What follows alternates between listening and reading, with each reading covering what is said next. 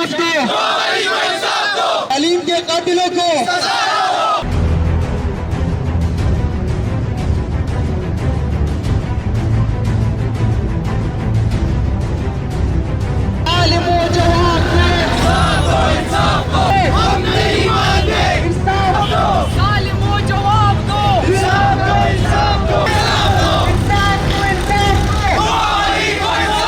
سوات نیوز سره ظهور عالم د سوات پریس کلب مخ ته ولاړم چرته چې شانگلہ سټوډنٹ سوسائٹی د سوري د لاندې یو احتجاجي مظاهره روانه ده چې د ضلع شانگلې چې کثیر علاقې سره تعلق لرونکي نواب علي کوم چې 2 ورځې مخکې د کوهستان پالیس کې په خپل دفتر کې وژل شوی و په دې اړه باندې دوی د احتجاجي مظاهره راغونډه کړې ده.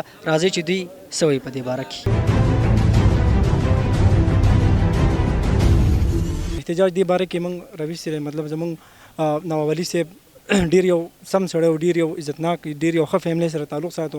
هغه په پالیس کې په ډسټرکټ پالیس چې کوم دی په هغې کې قتل کړی شوی دی. ډیر موږ په هغې ډېر زیات خفه وو. دا احتجاج موږ دې دپاره راویستی دی چې په دې دغه کې څوک هم ملوث دي، کم کسان کم د تعلیم د خراب کم د زه به ورته دهشتګرد ویم دا چې ملوث دي دا کسان دي د فیر انویسټیګیشن دی وشي.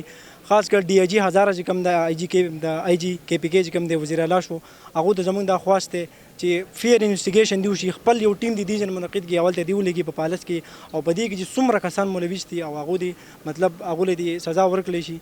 قاتلان چې دي هغه په یو مډر کې چې دی ملوث دي د هغه د قتل د هغه مډر چې دی هغه پټوي او په یو کس باندې الزام لګوي. دا څنګه کیدی شي؟ د هغه کور مور به څه وایي چې ما خپل بچی لیږلی و د پردي د بچو د مستقبل ښکلي کولو دپاره او ما ته یې دا سینه میلاو شوه، دا الزام په هغه ولګېد، دا بهتان په هغه ولګېد.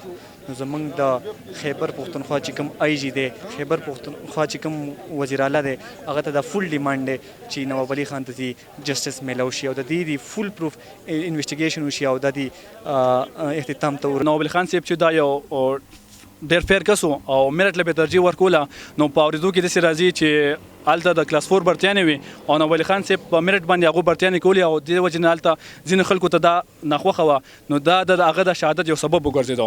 اوس مونږ د حکومت نه دا غوښتنه کوو چې په دې کې ایم پی اے ملوث سي، که ډي پي او ملوث سي، که د هغه ځای جرګه ممبرز ملوث سي، هر څوک چې پکې خو چې د هغو دې راونیسلی شي او هغو له دې سزا ورکړلی شي. کے پی کې وزیر اعلی او آی جي نه دا مطالبه ده چې فیر انویسټیګیشن دی وشي. موږ په کوهستان په افسرانو زموږ یقین نشته، هغوی دا انویسټیګیشن نه کوي. موږ له دې فیر افسران سینیر افسران د دې انویسټیګیشن هغو ته حواله کړی شي او په دې باندې فیر انویسټیګیشن وشي. که دې کې ایم پی اے شاملي او ټول جرګه شاملي، موږ له بس انصاف پکار دی. هر د رقم چې کوم دی موږ خپل انصاف غواړو.